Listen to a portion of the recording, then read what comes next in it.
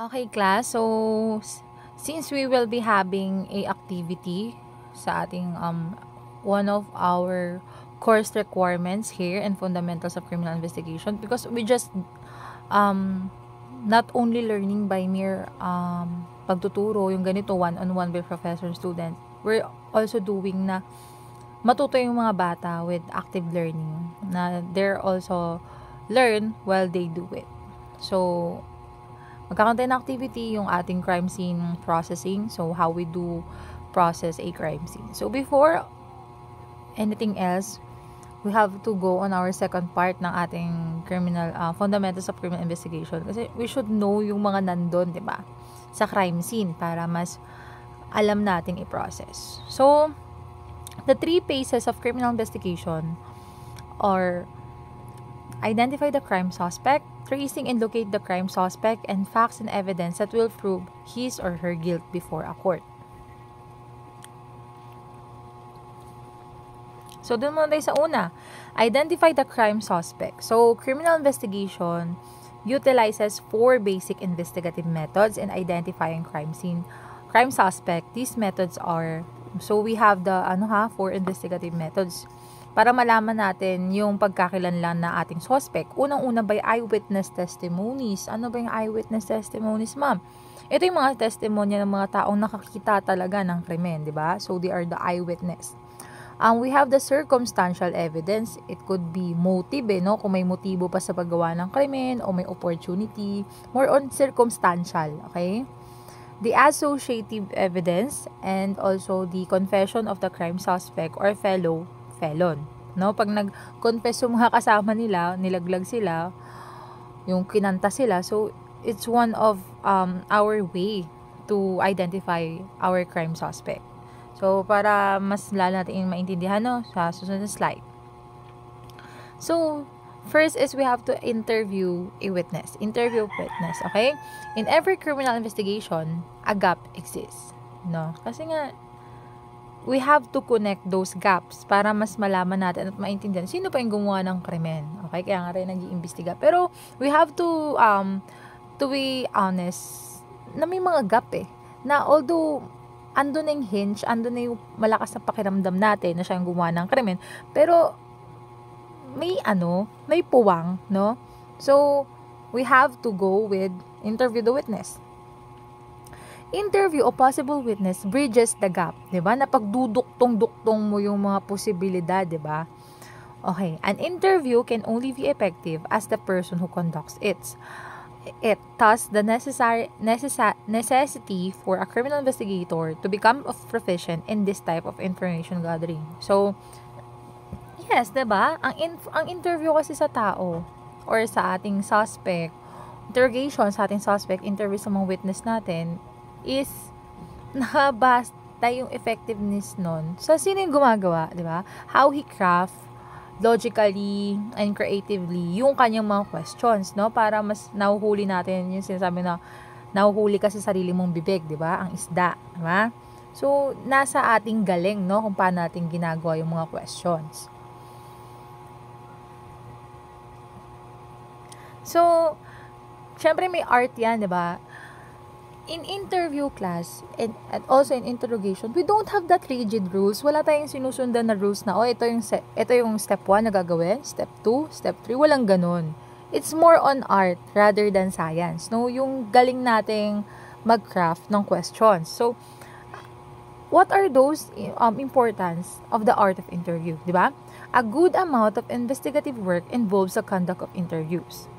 Each interview that an investigator conducts leads him or her closer to the situation of particular crime, 'di ba? Bawat ini-interview niya, bawat interview na ginagawa niya, 'di ba? Para siyang palapit na ng palapit, 'di ba? Dun sa solusyon o dun sa taong gumawa ng krimen. Kaya mahalaga na dapat on our own ways or on our end, we have to utilize properly ang pagko-question. Okay? Interview is an art, thus the necessity for an investigator to either adopt or copy an effective interview technique or develop one that he can call his own. Okay? So, we don't have that rigid rules na sinusunod. It's an art. Okay? So, we have the two types of interview. First is the general type. We have two general types of interview. We have the on-the-scene interview. Diba? When we say on-the-scene interview, on the crime scene interview, kunwari, as a first respondent, diba? You are the one, bilang unang nagresponde sa krimen, ikaw yung may obligasyon na i-cordon yung area, paalisin yung mga taong nandun, okay? Para hindi ma-contaminate ang ating crime scene. And also, di ba, andun na rin yung mga possible witness eh. You can ask them, okay? That is the on-the-scene interview. When we say formal interview, di ba, it could be on the court or it could be on a police station. So, it is a one-on-one formal interview. So, now as we understand it better, we have to explain it more. So, sa on the scene interview, it says here that it is a type of informal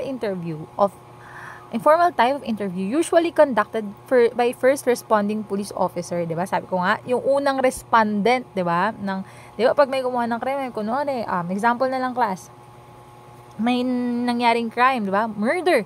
Syempre, ang suspect niyan tatakbo. So, ang mangyayari, ang patay na lang at saka yung mga nagkalat na ebidensya na lang nasa paligid. Okay?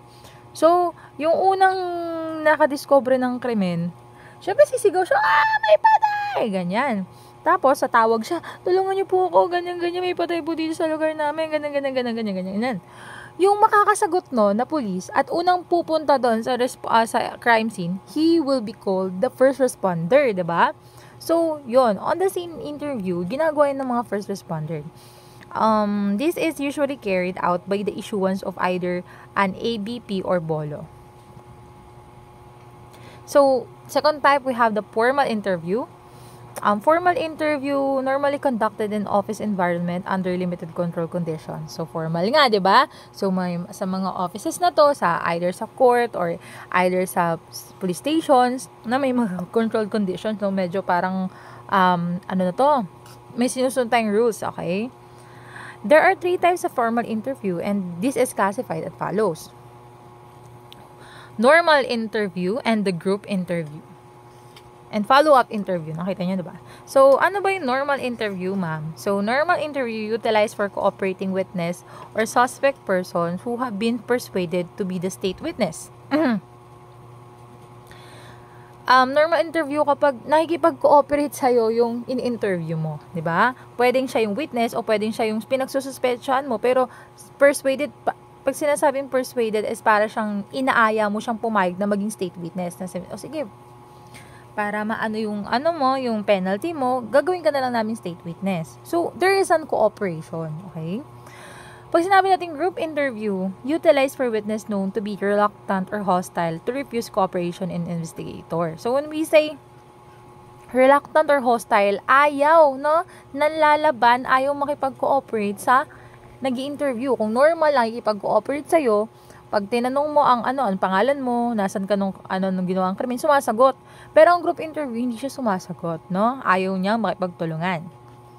Follow-up interview, no? Carried out by criminal investigators in case wherein additional information or clarification is needed from the complainant, victim, or witness regarding the crime. So, follow-up interview, di ba? For the investigation, na-interview ka ulit. Tapos sabihin, sige miss, uwi ka na muna. Tawagan ka na lang namin for follow-up interview. Mga ganon, di ba? Kasi as the crime goes with the investigation, tuloy-tuloy, di ba? Hindi ka naman laging nakatunganga dun sa police station o kung saan namang lugar, di ba? Pinapauwi ka rin. So, there is a follow-up interview. So, ito na, interview formal, no? Golden rule of conducting interview. So, may golden rule pala siya, ma'am, no? There is. Always study first the background of the person. Okay? Ask him or her regarding facts already known. So, when we say regarding facts already known, ano yun, di ba? Saan ka nakatira? Kasal ka ba? Anong pangalan mo? Andun ka ba nung crime, Kasi, andun ka ba nung nangyari ang crime, di ba? It's already known, but why we keep on asking this question, class? Kasi we have to maintain the confidence, di ba? Kailangan ma-feel ng ini-interview natin na may confidence. Huwag mo agad banatan na, ikaw ba ang pumatay? Ay, huwag ganon. Di ba, kung babanatan, sabi mo na, ang pangalan mo, ano ba pakiramdam mo ngayon? Okay ka lang ba? Ganon-ganon, di ba? Mentally match the suspect personality and history with his or her answer. So, totoo yun, di ba? Kung medyo masungit siya, talas ang sagot niya, ano ba yan? Ano ngayon? Huwag ka agad nagdududa na parang ito ata pumatay. Mga ganon, di ba? So, it's normally that a person may answer the question depends on her personality. And we can do anything about it. Diba? Watch for changes in voice, speech, tone, body language. So, makita mo na, kinakabahan na. Tumatambol-tambol na yung puso, umiiyak, no? Nagpapawis, namumuo. So, we have to take note of this. Kasi, although they can say na hindi akong pumatay, but their conscience, diba? And the physiological change on their body, say it for themselves na parang ako yun parang ganon, no? So kinakabahan siya. Where, what, and who would conduct an interview, no? Saan, ano, at sino ang dapat nagko-conduct ng interview? Conduct the interview in a room with certain amount of privacy. So when we say certain amount of privacy, hindi yan matao, it could be a room, diba, a conference hall, may privacy. Kasi the key for a successful investigation class, alam nyo, privacy, okay? Surface of table should be relative bare or any disturbing object, no? Yung dapat yung table ay walang Pikachu, walang Hello Kitty, walang mga drawings, kasi baka, at least baka makita nyo yung pagpapawis niya, yung mga physiological effects niya dahil halatang nagsisinungaling siya, baka mawawala yung kaba niya kasi andun yung, attention niya napupunta dun sa sumasayaw-sayaw na nalaruan sa table. So, nakaka-distract. The rest of the room should be free from any visual and aural distraction. Okay? So, one-on-one interaction is important. So, there is an interaction. Okay? Nafe-feel mo yung tinatanong mo, nafe-feel ka niya. Okay? Ba, pag sinabi niya na, wala naman po ako dun yung nalulungkot, ganun ba yun? Nalulungkot ka? So, there is an empathy, di ba? At the same time, there's an interaction. Always discreetly record the interview. Okay? The interviewer should always establish, ano ba to? Nakaharang. With the subject, an interview must be a forceful yet gentle personality. Interviewer. Diba? The interviewer must have some basic knowledge of human behavior. Yeah, that's why we have subjects for in connection with human behavior. We have also to parang may pagka-psychologist ang dating natin dito, di ba? The interviewer must have a conversational voice. Pag sinabi mo conversational voice, hindi yung pasigaw, paggalit. Yung parang normal tone, di ba? Para maka-feel din ng security at saka hindi kabahan din yung kino-question mo. Di ba? Parang nakikipag-usap ka na, kamusta ka na? Ando ka ba nung nangyari yung krimen? Nung nakita ka daw? Mga ganon, di ba? Yung normal voice mo, okay? Conversational voice mo. The interviewer must have qualities of an actor, salesman, and psychologist. Di ba? May pagka-artista ka, na may pagka nagma-market ka, na may pagka-psychologist ka. So, it's, di ba sabi ko nga, the successful, interview is on your art of how you paano mo ibato yung mga questions. Okay? The interviewer must be a broad-minded, a wide reader, and knowledgeable in various sport, hobbies, etc. Lastly. Bakit, no? Bakit, ma'am, kailangan may connection na kailangan various sports, may mga hobby na alam, di ba? The more you know, the more you learn. Parang, the more na bawa yung tin-interview, may sinasabi siya na, kasi bago mamatay yung asawa ko, mahilig siya sa football, tapos tinawag siya ng ganito, tapos may nakasulat dun sa football na numbers na ganito. Although, di ba, there is a connection kasi alam mo na yung football, okay? Alam mo yung mga numbers doon, di ba? O kaya naman yung lugar, saan pinanganak yung mga favorite nilang artist, mga football player, it has a way connection. Kaya dapat mas may alam tayo, okay? Katulad nung napapanood natin kay Detective Conan, di ba? So, yeah. Their secret na napakagaling nilang investigador. Kasi marami silang experiences at marami silang alam. Okay? We have to know different hobbies and sports and other things in any walks of life of a person. Sorry. ano ko. Ito. The interviewer must be genuinely courteous, sympathetic, and humble. Okay? Di ka mayabang, di ka arrogante, mabait ka. Kasi, pag nakikita kasi ng tinatanong mo, yung interviewee mo, na mabait ka, may pagtulungan sa'yo, pero kung nakakatakot ka, di ba? So, hindi. Conduct of interviewer must be impartial, should not show any act of uninterested on the subject. Parang, walang gana naman to. Ano ba naman tong kwento na to? Kasi nagtatanong ka, saan ka nang nangyaring krimen? Tapos ang kinukwento niya, nandito ako sa ganito. Tapos, alam mo, mahilig ako sa, paglalaro ng basketball. Tapos, di ba, nanood ako ng basketball. Tapos, nakita ko yung crush ko. Kung ano-ano nang kinukwento niya. So, bilang interviewer, parang hindi ka, ano ba to? Parang nakakawalang gana naman to. O mo ipapahalata na hindi ka interesado sa kinukwento niya, okay? Never use language that's loaded with negative connotation. May takte, may kag. Yung mga, alam niyo na, di ba? Yung mga pangit na mga salita, okay? Baliw, mga ganon-ganon, di ba? Kasi it could trigger them at somehow na parang hindi na sila makikipag-cooperate kasi may naalala silang pangit na negative na nangyari sa kanila before na in connection with that words that you use, no? Biglang napansin mo na para nawala na ng gana makipag-usap sa'yo. So, you have to avoid using those words. Give the impression that the subject is being given your undivided attention. So, pakita mo sa in-interview mo na ang attention mo nasa kanya lang lahat, okay? Never be confrontational. Yung parang kino-confront mo na ikaw yung pumatay eh. Diba? Sabi ni ganito, sabi nung isang witness, ikaw daw ang pumatay. Hindi ganon, okay?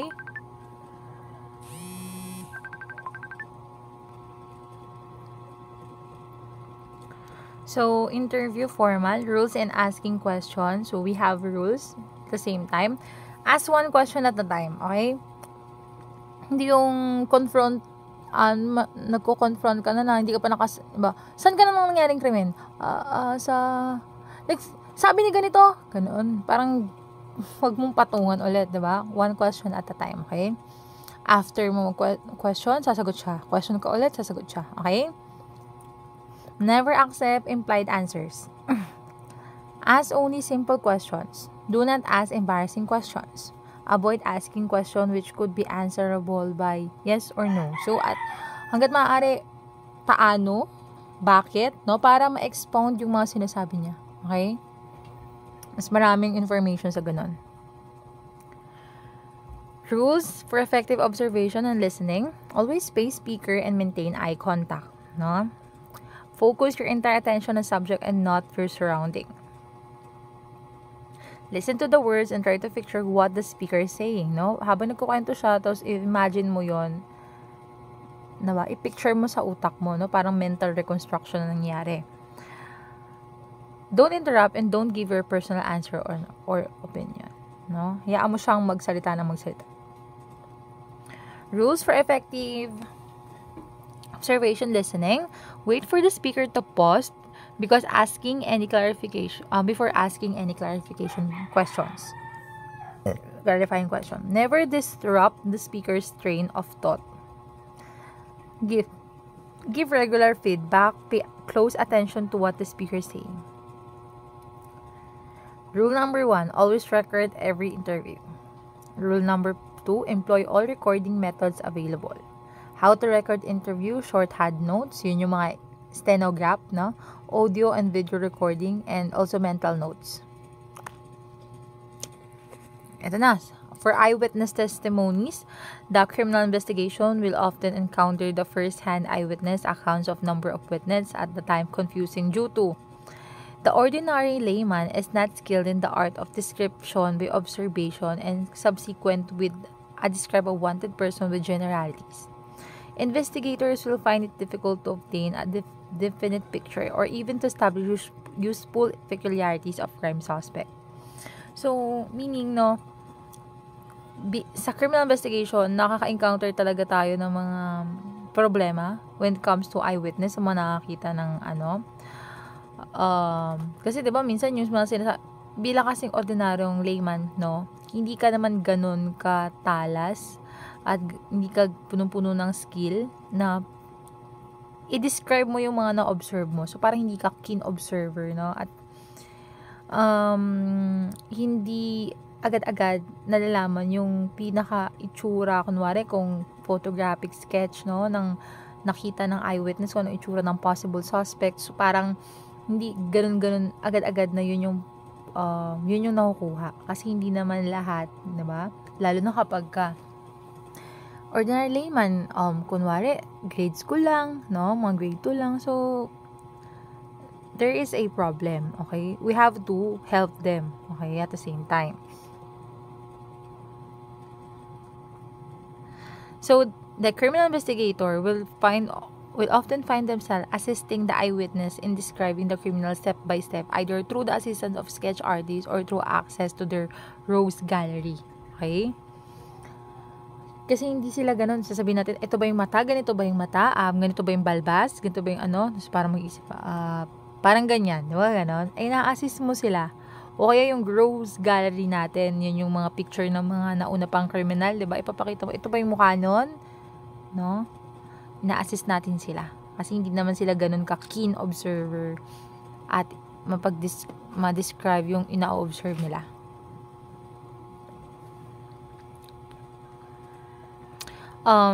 Common errors ng eyewitness testimonies, diba? Nangyayari sa kriminal na, lalo pag bata, minsan, pag sasabing, yan yun, diba? So, hindi lang naman bata, diba? May mga problems sa ganun, lalo pag nag-sketching. So, false positive at times occurs when the crime investigator inadvertently influenced the recall memory of the eyewitness due to the criminal investigator forceful personality. Bawa, napipilit na, ito ba yun? So, parang yung eyewitness, no? Parang yan ata po yun, no? Kasi may para siyang pwersahan yung personality niya. So, hindi sila nakaka-come up sa tamang resulta. So, the investigator should therefore avoid the introduction or errors through suggestion. We're just assisting, no? Hindi natin sila parang tayo yung nagsasuggest na, baka ito yan. Okay? Most ordinary people have poor memories. Ha? Hindi na nila masyadong maatandaan na ganun. Okay? So, parang laging hesitant yung sagot. Ha? Known fugitives, commonly identified through their police records, further description can be obtained from relatives and friends of suspect or verbal description of acquaintances or neighbors.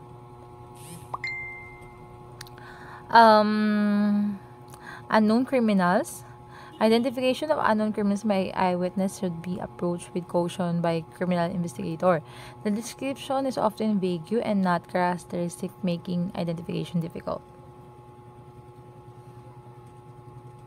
So, di ba, pagka ina-assist natin sila para malaman sino yung gumawa ng krimen, nagpapakita sa tayo ng mga pictures ng mga kilala ng kriminal. Pero sa mga hindi naman ganun kakilalang kriminal, di ba? Kailangan mag-iingat ang criminal investigator kasi minsan ang description malawak yan, no? Na hindi naman mata, chinito siya, na maputi, na ano. So, it could be fall for different person. So, we have to be cautious with that. So, eyewitness testimonies value independence. Ang eyewitness testimony ay nakadepende sa ability ng eyewitness na ma-observe at matandaan yung mga distinctiveness of the accused appearance. Yung distinctiveness, yung siya lang yung meron. Okay? Either tattoo, either tsura ng tattoo. So, yon. The prevailing condition of visibility and observation and the lapse between the criminal event and the identification. So, methods of identification, we have the verbal description and photographic files rogues gallery. So, ito yung mga iba't ibang klase para ma-identify natin yung mga kriminal. Una, verbal description. Pag sinabing verbal description, yung paano yung pagka-describe ng witness. Na ang tsura po niya, blue po yung buhok niya, na chinito, na green yung mata, na labi niya makapal, ng ilong niya mapango, no? Parang high piece ang dating, no? May nunal po siya sa leeg, no? May nunal po siya sa ilong. So, base sa verbal description. Pero hindi tayo dapat nakasandig lang doon. We could use the photographic files or rogues gallery. So, ito yung the witness is given access to the police records wherein the photos of criminal charge or arrested committing particular crime on file. So, may sinasabi yung rogues gallery, yung mga picture ng mga criminal na noon. Bawa, crime ng rape or robbery. So, ando na. So, papakita natin sa witness kung andito ba. O di kung wala, di ibang way naman. Recall cues, no? The criminal investigator, while guiding the witness through the rogues gallery, should give helpful recall cues, such as recalling the crime suspect, distinct pictures such as his or her eyes or nose or mouth. Saba, yung parang i-recall mo, tuturuan mo yung eyewitness na, ma'am, isipin mo ulit yung itsura niya. Ganito ba talaga yung itsura niya? Okay, di ba? Another is general photograph. During the course of the eyewitness viewing of rogues gallery, the criminal investigator should show the witness the variety facial types which may or may not represent the crime suspect. Artist assistance, yung tulong ng mismo nag-sketch, di ba? If the crime suspect is not identified by the eyewitness as amongst those on file with police, the CI, pag wala doon sa mga pinakitang file ng mga police, no? The criminal investigator can employ the assistance of sketch artist too, di ba?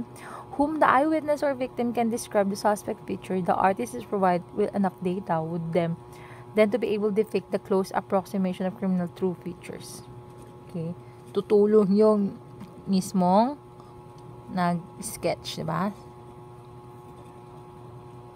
Police line-up, no? Ito ng police line-up. Ano ba yung police line-up? AKA identification by witness of person in custody is methodology used wherein improbable suspect who fits the general description of the suspect apprehended by police or on or near the crime scene is made to line up along with several innocent person fitting his or her general description. The eyewitness or victim will hopefully correctly identify the crime suspect among sea of faces. So, sabi dito, para malaman na ng makahelp sa eyewitness o nakakita, no? We have the police lineup, no? Ito yung mga tao na nasa kustodiya ng police, okay? Ito yung mga posibleng suspect o ito yung mga mga tao na nandoon nung hinuli ng police malapit sa crime scene. So, sama-sama sila dun, no? Siyempre, may inosente dun, may hindi, okay? So, among dun, no? Ipapakita sa eyewitness, sino ba dito yung gumawa ng krimen?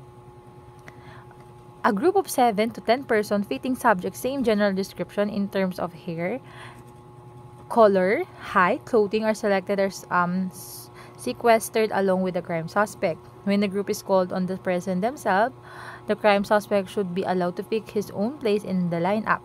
The witness must be briefed that suspect is among the person in the group. So, yun no, police lineup, no? Sa grupo to ng 7 hanggang 10 tao na nagfi-fit sa description ng eyewitness na ang buhok niya green, ang mata niya blue, pango ilong niya, chinito siya na maputi, na yellow yung damit, okay? So, sila yon, no? Medyo sila yon, yung 7 hanggang 10 tao na dikit at sasabihin mo sa eyewitness na isa dyan, baka yun ang suspect, okay? Police line up yon. The suspect at the same time should not be made aware of any decision on the part of the witness whether he was identified or not, no? At the same time, with the end of sa parte naman ng suspect, hindi natin sasabihin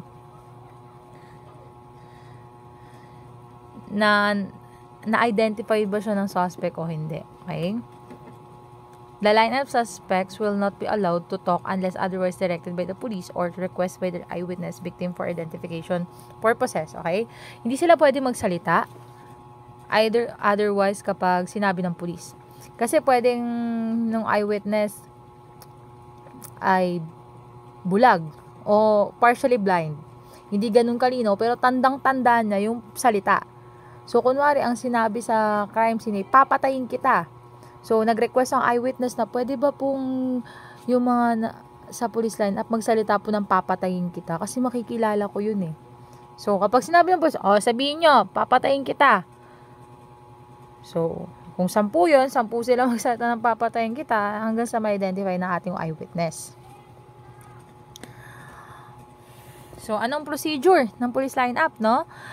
The criminal investigator should consider before the beginning of the lineup whether or not the suspect should wear other piece of clothing or accessories such as hat, glasses, have their hair dyed, walk in a certain way, etc. So, to lend more sense of authenticity to line up. If the eyewitness or victim desire the lineup members to perform certain action, he or she could communicate his information with the criminal investigator. Kapag sabi ng eyewitness na, pwede po bang yung mga nasa police lineup, ipakita po nila kung sino po yung kaliwete sa kanila. O kaya naman, ipakita po nila na yung katawan nila. Sasabihin niya sa criminal investigator, hindi niya pwedeng isabi na diretso sa mga nasa police lineup. So, itong criminal investigator, sige, magubat kayo ng t-shirt, patingin ng likod nyo, sino may tato, mga ganyan-ganyan, okay? If there are more than one eyewitness, kapag maraming higit sa isa ang nakakita ng krimen, they should be made to identify the crime suspect separately and should not be allowed to confer with one another until their individual decision have been made in the presence of criminal investigator. So, kung ang eyewitness ay dalawa, kasi pwede ang isa dyan ay tatakpan, hindi pwedeng magsama sila. No? Kasi pwedeng sabihin na, ito yan! Gaganunin niya yung eyewitness sa kabila. Ayan ba yun? So, kailangan hiwalay sila ng pag-identify sa naka-police lineup para ma-avoid na rin yung contamination ng decision. So, basis of the eyewitness and the identification, the face, the forehead, the eyebrow, mustache, yung kanyang bigote, di ba? Eyes, ears, cheek, nose, mouth, di ba?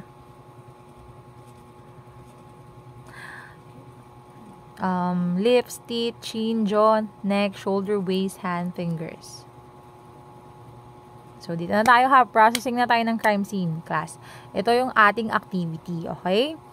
So, syempre, para ma-process yung crime, so we could have a brief talk with it.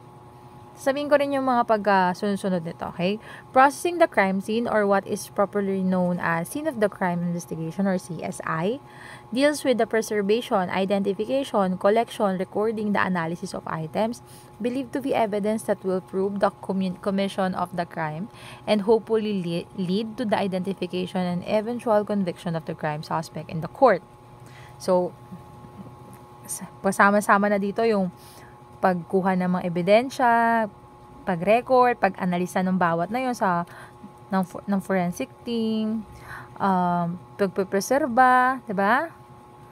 Para malaman natin yung pagkakilanlan ng kriminal at para siya ay ma-convict. So, we have 9 golden rule to be observed by the criminal investigator upon arriving the crime scene. So, meron tayong 9 golden rule. Una, identify, if possible, retain the questioning the person who notified the police.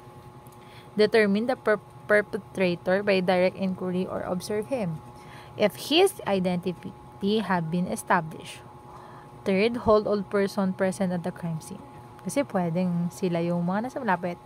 One of those are the suspects. Summon assistance if necessary. Humingi ka ng tulong, di ba? Kailangan. Safeguard the area by issuing appropriate orders and by physically isolating it. Permit only authorized person to enter the immediate area of the crime scene. Kasi pwedeng makontamin na masira ang ating mga ebidensya. So, papasukin lang natin ang mga authorized person such as the SOCO, the team leader, the OC, investigator on case, and so on and so forth. Separate witness in order to obtain their independent statements. Iwahiwalay nyo sila. Huwag nyo silang isama-sama yung mga witness. Okay? Kasi baka mag-usap sila, no? Do not disturb, touch, anything or move any object in the crime scene. Definitely assign the duties of the search if assistants are present. As a general rule, the police officer arriving in the crime scene will undertake the following steps. No? Bilang first responder, ano ang gagawin niya? Preserving the crime scene from either being disturbed or contaminated. So, pwedeng kukordonan niya, okay? An exception in disturbing the crime scene is made if when the responding police officer discovered that the victim of a crime is still alive and needs to be transported to the nearest hospital for immediate medical treatment. So, mama na yun, no? Bilang first respondent, obligasyon mong tingnan kung yung biktima ay patay o buhay. So, kung patay na, hindi mo obligasyon na buhayin yan, okay? You have to cordon the area. Diba? It's a homicide case or murder case, diba? So, and for you to think na ang mga suspect ay nasa paligid you have to preserve the crime scene. Pero ang exception to the general rule is kapag buhay pa, diba? Nasaksak pa sa liig, tapos nagsasalita pa, lumalaban pa, no? Itakbo sa ospital, diba? So, as a general, as one of the, trabaho din ng first respondent, kung gumagawa ng dying declaration yung tao, diba? Dapat din, ma-record mo yon, okay? When transporting an injured victim to the nearest hospital, a police should accompany the victim in transit. No? So, sasamahan mo, no? Sa pagdala mo sa kanya sa crime scene. Ay, sa hospital. If the victim is found dead at the crime scene, the body of the victim will only be removed after the crime scene has been duly processed. So, kung patay na, class, patay na, wag nang galawin. Okay? Tatanggalin mo lang yung patay na katawan niya kapag na-process na ang crime scene, na-evaluate na-record na, nakuha na yung mga ebidensya. Okay? Dun mo lang yung tatanggalin. Assignment of duties in crime scene investigator CSI as follow. We have the team leader, photography, sketch arter, evidence recorder. Also, we have the medical legal, question document examiner, ganyan.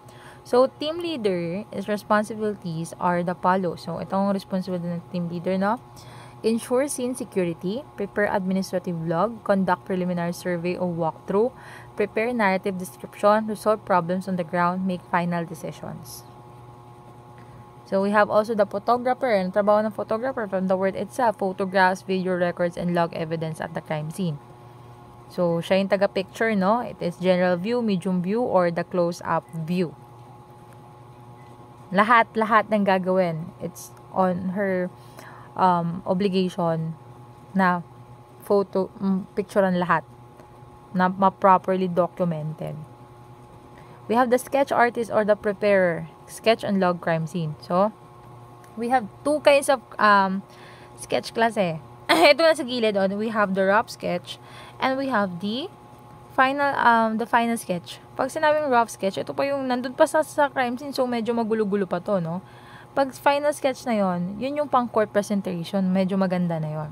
So, class, habang nag-i-sketch, ang sketcher sa crime scene, dapat meron yung mga measurements, no? Sini-sketch mo kung nasan yung pagpatay, ganyan, asan yung bangkay, asan yung knife, tapos ilan yung layo niya from the non-movable object, ganon. Okay?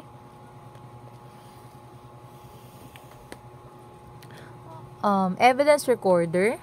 Responsibilities are follow. Establish communication among the medical examiner, laboratory, personnel, and prosecuting attorney so that the question arising during the crime search can be resolved. Kasi, di ba? Siya ang nag-record ng evidence, di ba? In the court hearing or in the, may follow-up na question, siya ang tatanungin, di ba? So, he has to maintain a communication among those persons. Coordinate the agreements with all the agency on multi-jurisdictional crime scene searches. Accumulate evidence collection and packaging materials and equipment. Prepare the paperwork to document the search. Provide protection clothing, communication, lighting, shelter, transportation equipment, food, water, medical assistance, and security for search personnel. Search methods, no? Sa pag-search ng crime scene, meron tayong methods dyan, di ba? Involves procedure with regards to the systematic search for evidence at the scene of the crime. Action to be taken by the CSI, crime scene investigation, and SOCO, the scene of the crime operation. team before, during, and after the crime scene. Search will generally affect the outcome and effectivity collecting, processing, preserving, and analysis of evidence at hand in successful prosecuting a crime. So, nasa inyong mga kamay, di ba? Kung tama yung pagpaprocess nyo sa crime scene, talaga mahuhuli nyo ang kriminal. Kasi kapag may maling mangyari doon, di ba? Masisirang ebidensya. Okay? So, we have to do a thorough search method. Para mahanap natin yung mga ebidensya, lalo na kung ang crime ay nangyari sa malaking lugar, malawak na lugar. So, mahirap, di ba? So, basic procedure in crime processing as follows. Establish a command post and immediate request a briefing from the first responder at the scene of the crime. Yan yung pagka dumating na yung investigator on case, di ba? Kasi siya ang mag-a-assume ng lahat ng obligasyon doon. So, pagdating niya doon, tatanungin yung first responder ba nangyari, ganyan-ganyan. So, kuha siya ng briefing, no? And yung command post, yun yung para siyang area na kung saan doon ilalagay yung mga ebidensya na nakuha, doon makikita kung kailangan pa ba ng, parang siyang magiging pasukan na muna bago mag-crime scene. So, parang nasasala din, no? Bago pumasok agad-agad sa crime scene. So, establish CP, identity, command post, ideally located adjacent to the scene of the crime where the processing of evidence can easily receive and process by the evidence custodian. Okay? So, pag naaabot na sa crime scene, dapat medyo malapit lang yung command post, no? Para naayos. Initiate preliminary survey with a team leader, conducting a walkthrough, taking a preliminary survey notes, and identify possible evidence to be collected. Based on the preliminary survey, team leader is to define the extent of the search area, determine personal equipment needed to give specific tasking or assignment to each CSI or SOCO member. Conduct a detailed search of the area for physical evidence and utilize appropriate search method based on the location of crime scene. Document the crime scene by taking photograph and video recordings, observe proper recording of items and measurement, and have items properly photographed. Supplement the recording process by sketching the crime scene. In a collection of physical evidence, avoid contamination. Wear basic protective gear, no? Magsusuot ng PPE, magsusuot ng hairnet, ng gloves, at ng footnet or ng foot rag, okay? Safety glasses, surgical gloves, mask, booties, as well as utilization specialized surgical instrument collection of evidence. So, dapat tong, no? Note the location of each piece of evidence or initial tag each piece of evidence before securing bag in proper evidence container. Turn over the proper documentation, the collected evidence to the evidence custodian for further documentation and proper safekeeping. So, may chain of custody ng ebidensya. So, lahat ng dinadaan ng ebidensya, kailangan sa-sign sila, no? In case where the evidence encountered needs specialized processing, the SOCO specialist of the crime laboratory shall be requested. So, kapag malalaman naman yun ng ng investigator on case na kung kailangan namin ng forensic team, no? Para tingnan tong semen o dugo, okay? Kung nalasong ba talaga to, and so on and so forth. Before leaving the crime scene, conduct final survey of the area to determine whether or not the area has been properly sanitized. Prepare narrative reports and detailed and systematic approach for immediate consumption of your immediate superior. So, ito na ha, iba't ibang klase ng search.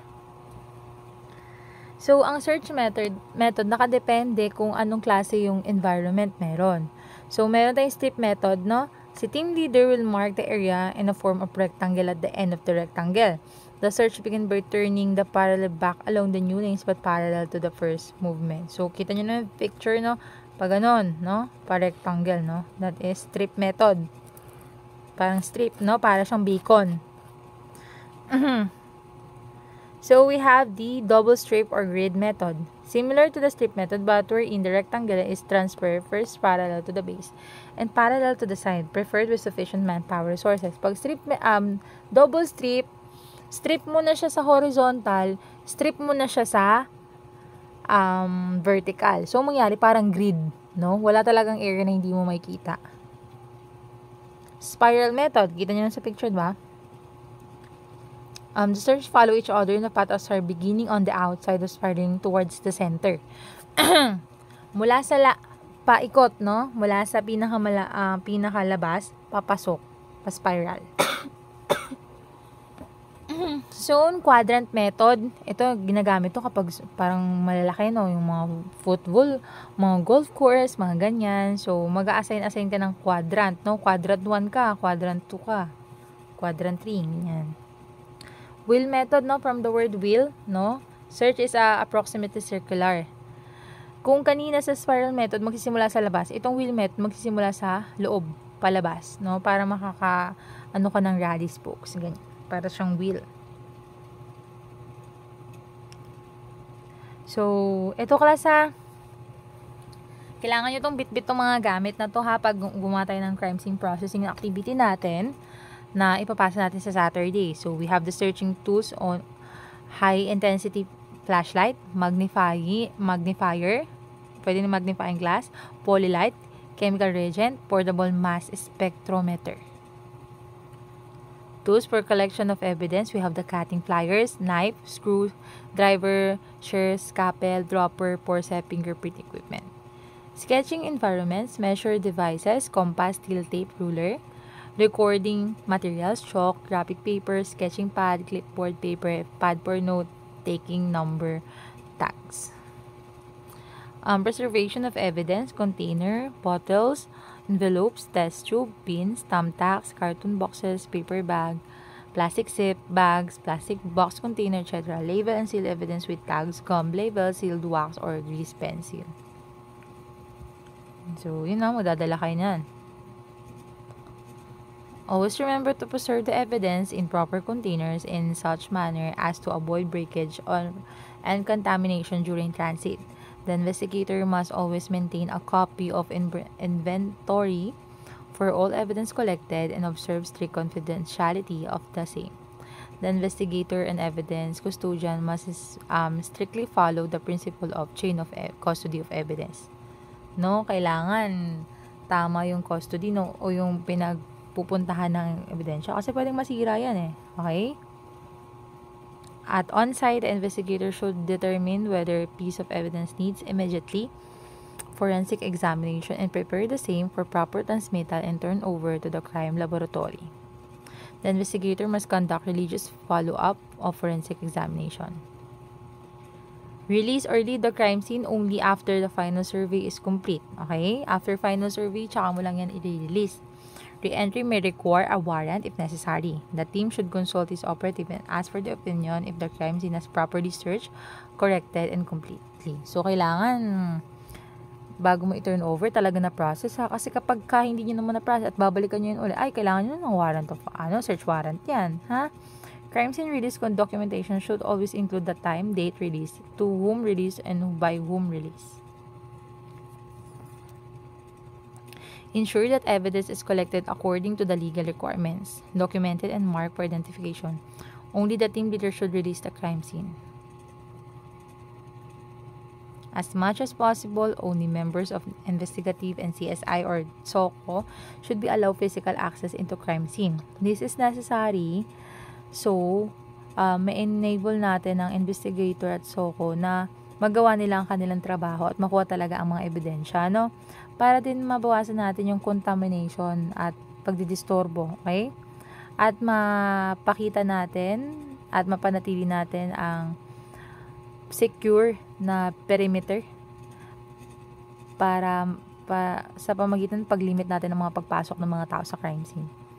No, yan ang pinakamahalagang aspect ng crime scene investigation. Pag may nagpipicture, pigilan. Pag may papasok, pigilan. Okay?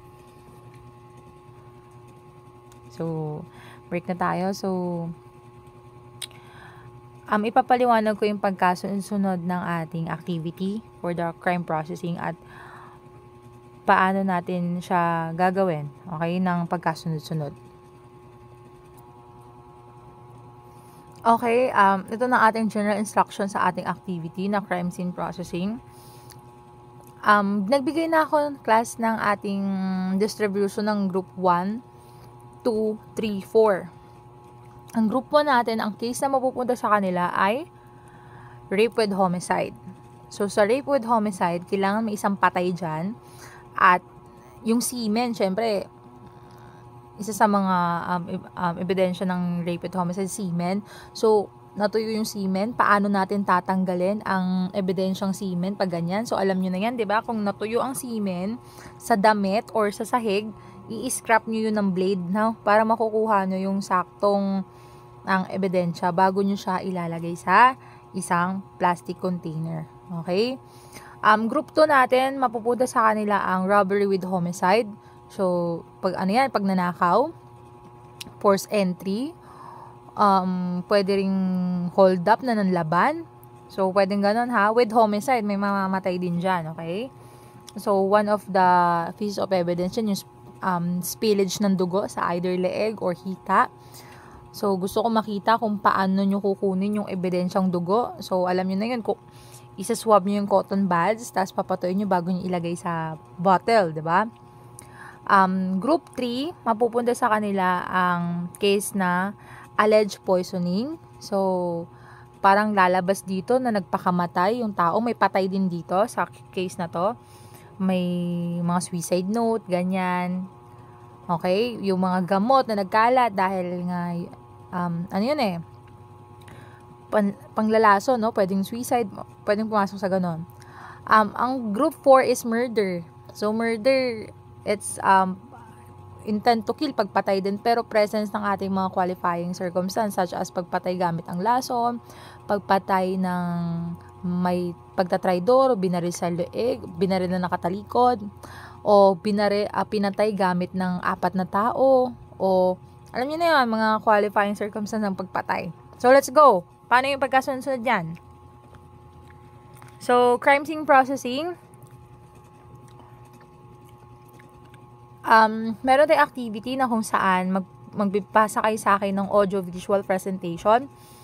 At lahat ng yon ay gagawin nyo lang sa loob ng 2 araw, sa loob ng oras ko, which is may oras ko sa inyo 1 to 4 ng Wednesday and Thursday. Pasahan niya. Bibigyan ko lang kayo ng 1 araw para mag-edit. Pasahan niya Saturday ng umaga for next week. So, itong mga una niya, commission of the crime, na may krimen na nangyari, okay? Tapos ng krimen na nangyari, may magre-report. Siyempre, di ba? May magre-report. Tutulungan niyo ako. May patay dito. Ganyan. Yung police na makaka-receive ng call, ng tulong, mula sa crime scene, siya yung tatawagin na first responder, di ba? He or she prepared the first responder kit, such as the cordon tape, the PPE, the gloves, the hairnet, the foot net, or the rug.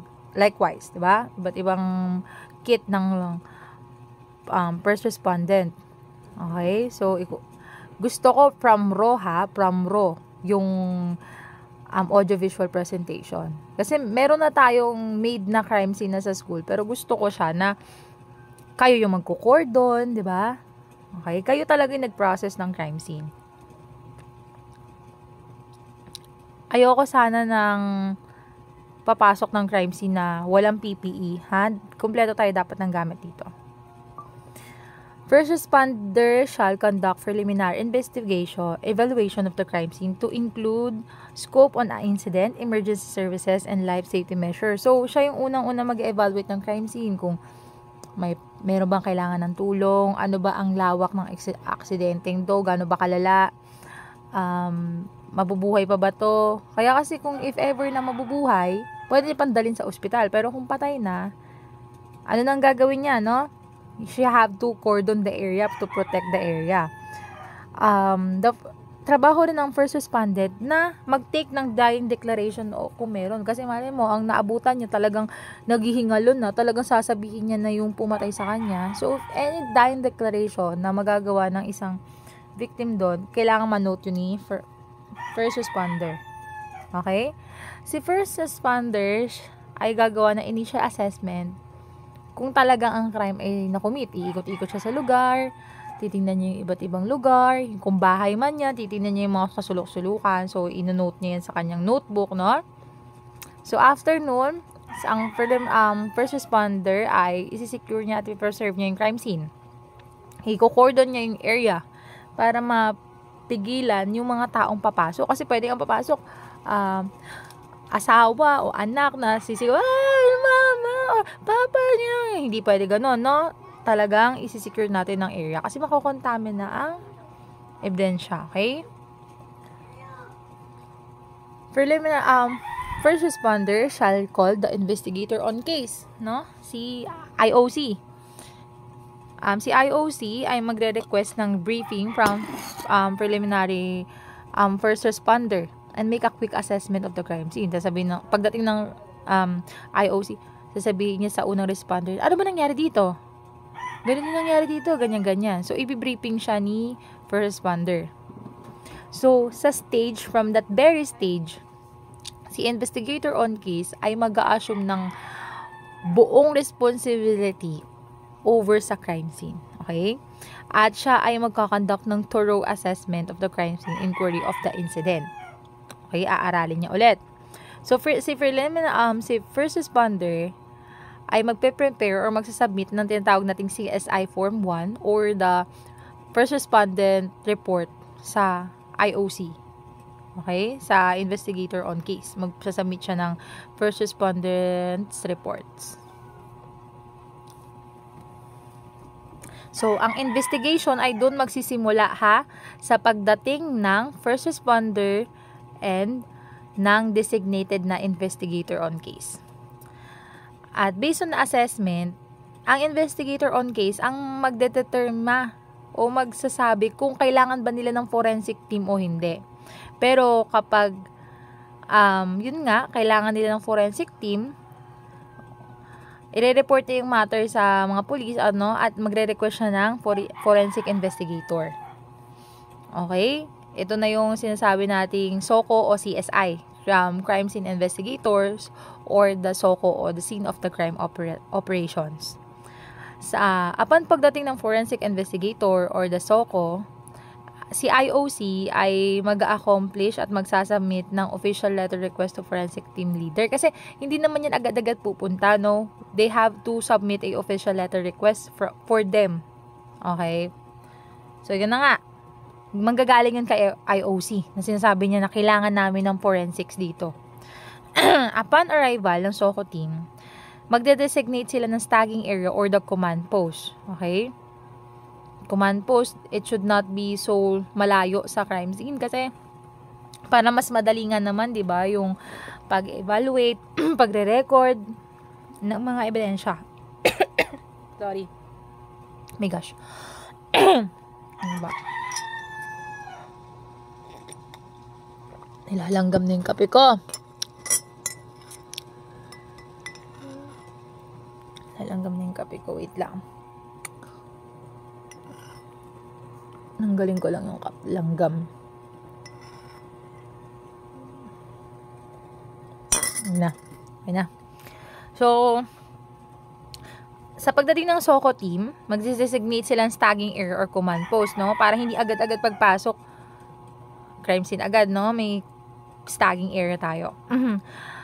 Ang SOCO team, or Scene of the Crime Operation, ay composed ng 7, di ba? We have the team leader, yung pinaka-leader. We have the photographer, yun yung taga-picture ng mga lahat, no? Taga-record by means of photograph. We have the sketcher and the recorder. Kung saan ba nakalagay yung base, naman i-record niya. Siya yung nagdo-drawing na, nag-sketch na siya na nandito yung patay, malapit siya sa base, nandito siya sa may sala. So, meron siyang gumagawa siya ng rough sketch, no? Tapos nilalagay niya na rin kung ilan yung mga metrong layo, okay? We have the evidence collector. Yan yung taga-kolekta ng ebidensya. We have the evidence custodian. Pagtapos i-collect, siya yung nagkikip. We have the medical legal officer and we have the fingerprint examiner. Usually, kailangan pa natin dito ng question document examiner kapag, halimbawa, may suicide note. Kasi kailangan din malaman kung yung suicide note na yun ay galing ba talaga sa kanya o sinulat yun ng iba para sa kanya. Okay? So, preliminary crime scene survey. Okay? Dito na. Gisimula na yung survey ng crime scene. Physical evidence assessment. The SOCO team start to do a crime scene search in any method applicable to the crime scene. So, magsimula na ang SOCO na mag-search sa area, no? Kung may mga buhok ba, may mga maliliit ba na ebidensya, they can use strip method, grid method, wheel method, zone method, bahala na, no? Pero kung kwarto, strip method lang yan, no? Kasi maliit lang naman yan. Pero kung bahay, no? Pwedeng double strip. Okay? Kailangan nila makita kahit yung pinakamaliit na ebidensya, no? Pwedeng tamod, pwedeng bulbol, pwedeng kuto, hair, no? Hair na ginupit or naturally na na-fall. Okay? Karayom ba yan? Ipis ba yan? Insekto ba yan na nakakalason? Mga ganyan. Okay? Ahas ba yan? Yon. Boundaries of crime scene should be clearly defined through the installation of police line because the piece of evidence may be damaged, altered, contaminated, and destroyed.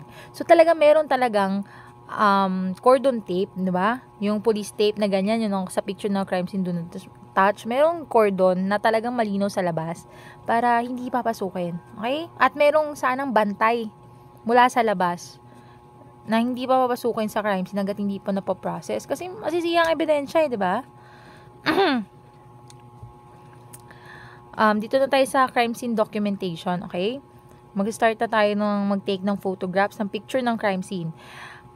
Class, upon arrival ng SOCO, mag-start na yan sila mag-picture, okay? Yung kanilang photographer. No, magpipicture ka, meron man yang case identifier o wala. 'Di ba? Upon na pagdating mo ng crime scene, wala pa namang mga tag-tag yan. Picture ka na, no?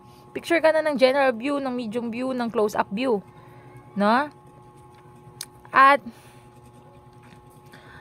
yun na nga, maglalagay ka na ng markings, no?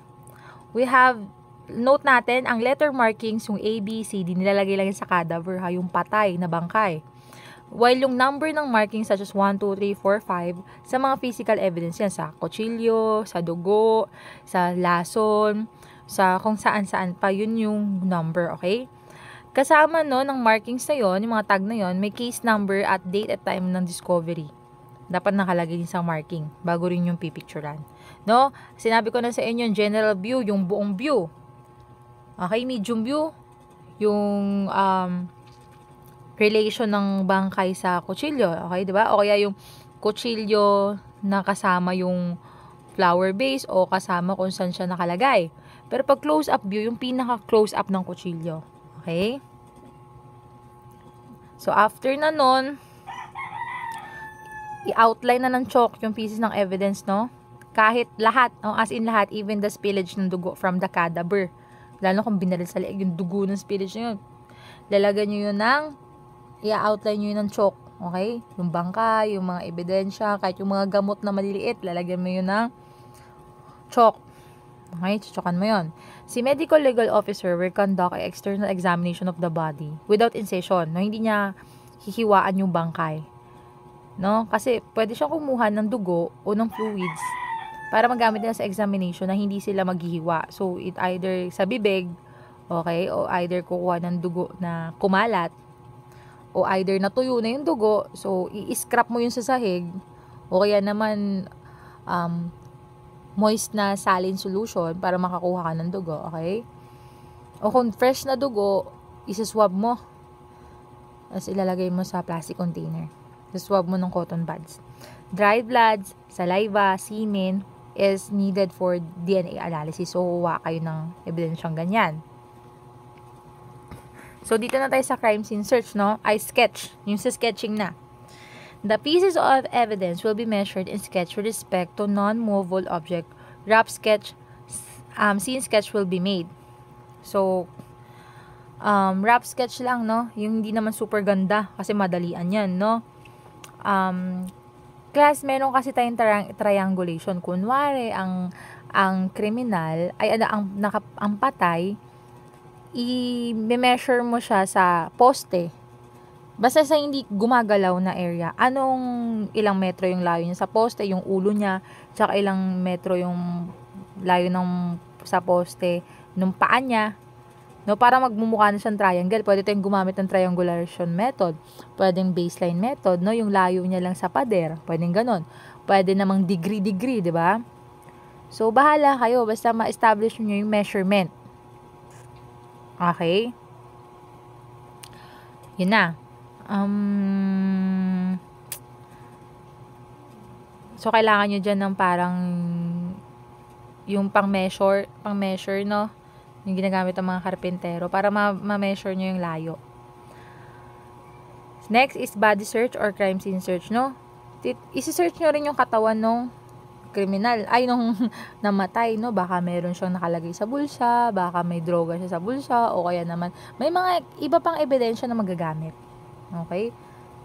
Si-search siya, may nakabaon palang karayom sa kanya. Okay?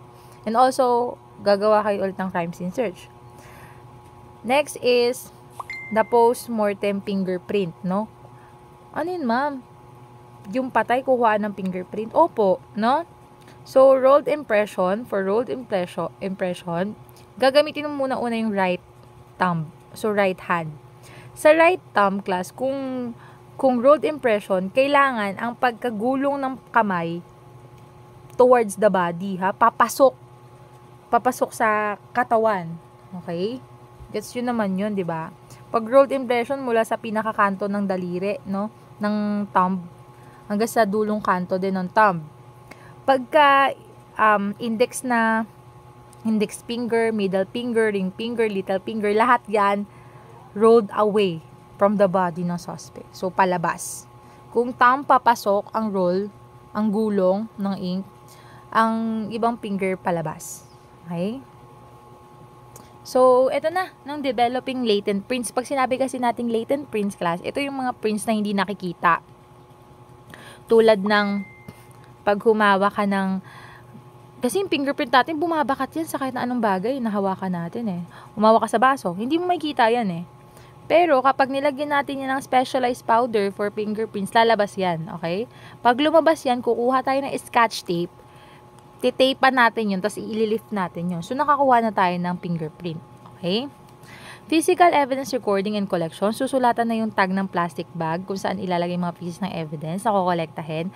At ilalagay na din ito sa loob ng mga plastic na yon. Okay? Sa mga bag na yon. Okay? Ilalagay mo na dun sa mismong tag kung date and discovery ng ebidensya na yon at ang case number. Tsaka kung sino yung dinaanan ng mga ebidensyang yon. Gagawin na rin natin inventory ng ebidensya na nakolekta. At mag-establish tayo na execute ng chain of custody. So, pipirma yung mga dinaanan ng mga ebidensyang yun. And isasubmit na natin ebidensya and letter request for laboratory examination.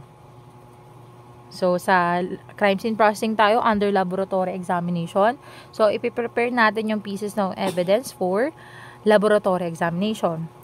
Ito ay dadaan sa either microscope, question document examiner, fingerprint examiner para sa mga fingerprint na nakuha natin, and other forensic specialist. Question document examiner, kailangan natin kung may mga document na in question, katulad ng mga may sulat, o kaya naman bago siya namatay, naglagay pa siya ng codings, no, para mabuhay siya, or para makapagturo kung sinong pumatay sa kanya, and so on and so forth. And examination na to ng proper ng nakolektang ebidensya. So, ito na tayo, no? For the final crime scene survey. So, bago natin ilabas or alisan yung crime scene or ibigay na sa may-ari ng vicinity, kailangan tayo magkaroon ng final crime scene survey o final crime scene search. I-inventory din natin kung kumpleto ba yung forensic tools and equipment natin na ginamit.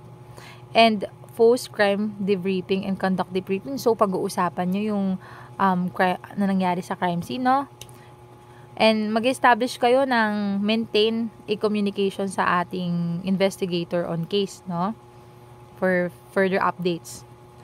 At i-release na natin, no? After ng lahat ng yon, i-release na natin yung crime scene kapag na-approve na yan ng team leader. Okay? Ng forensic team leader. At ibibigay na natin yan. Walang crime scene na i-release kapag hindi na-approve ng team leader. At hindi nyo naayos yung pag-process ng crime scene. Kasi sabi ko nga kanina, kapag ang crime scene ay meron pa kayong babalikan pala, tas na-surrender nyo na ang crime scene sa may-ari, aba kailangan nyo ng search warrant yan, di ba? So, gawin nyo na lahat ng trabaho nyo dun sa crime scene bago nyo i-surrender sa may-ari ng bahay o ng lupa o kahit na sinong local person in authority. Again, case conference may be necessary. Conduct may be necessary, no? Tapos, ito na yung maaresto na natin yung suspect, no? Gusto kong makita yung reasonable force sa pagdakip ng suspect. Gusto ko dito kapag inaresto nyo yung suspect ng lalaban. Okay? Para makita ko yun kung paano nyo dapat magkaroon kayo ng necessity means o reasonable force na magagawa na sakto lang na hindi kayo makakasakit ng sobra-sobra at hindi kailangan ng mga unnecessary force para makapag-aresto. Kasi it will tantamount for unlawful arrest, 'di ba? Kung nananakit kayo, no? So yung yung tama, yung reasonable force, gusto ko yung makita. So again, class, I will be strict on this. Okay? Ulitin ko, group 1 ay mapupunta sa kanila ang rape with homicide, group 2 robbery with homicide, group 3 alleged poisoning, group 4 is murder. I hope na seryosohin nyo to. Okay? So, thank you. Sana gusto ko ng magandang resulta. Okay? Thank you so much.